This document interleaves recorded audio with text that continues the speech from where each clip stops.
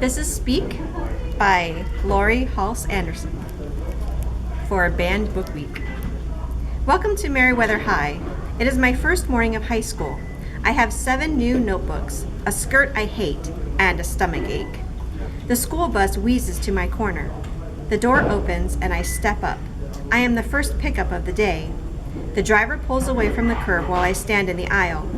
Where to sit? I've never been a backseat waste case. If I sit in the middle, a stranger could sit next to me. If I sit in the front, it will make me look like a little kid. But I figure it's the best chance I have to make eye contact with one of my friends, if any of them have decided to talk to me yet. Ready. This is The Adventure of Captain Underpants by Dave Koki. Chapter 1, George and Harold. Meet George Beard and Harold Hutchins. George is the kid on the left with the tie and the flat top. Harold is the one on the right with the t-shirt and the bad haircut.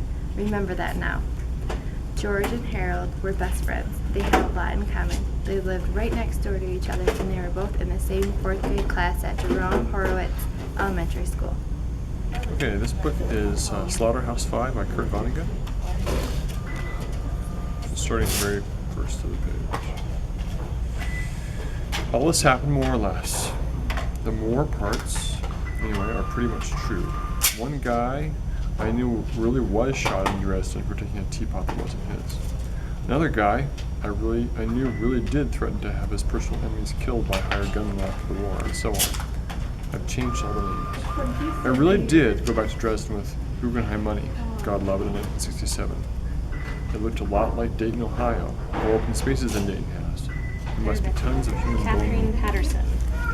He believed her because there in the shadowy light of the stronghold, everything seemed possible. Between the two of them, they owned the world and no enemy.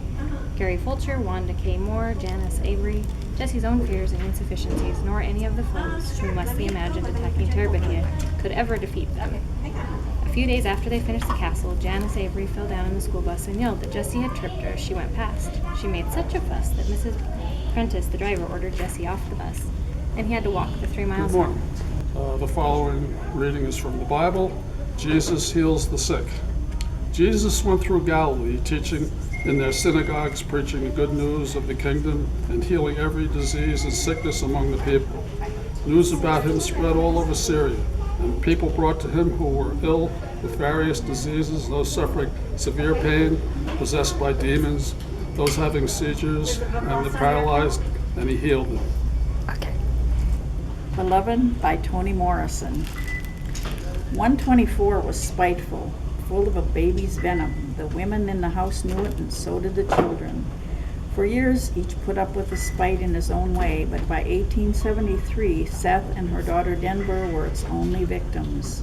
The grandmother, baby Suggs, was dead, and the sons, Howard and Bugler, had run away by the time they were 13 years old, as soon as merely looking in a mirror shattered it. That was a signal for Bugler. Slaughterhouse 5 by Kurt Vonnegut. All this happened more or less. The war parts, anyway, are pretty much true.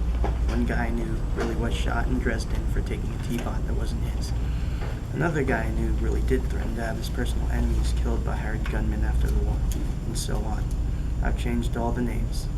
I really did go back to Dresden with Guggenheim money, God love it, in 1965. It looked a lot like Dayton, Ohio, more open spaces than Dayton has. There must be tons of human bone meal on the ground. I'm reading. Are you there, God? It's me, Margaret.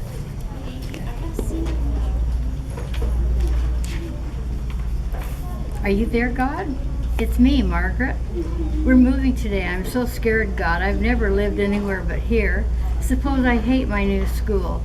Suppose everybody hates me. Please help me, God. Don't let New Jersey be too horrible. Thank you.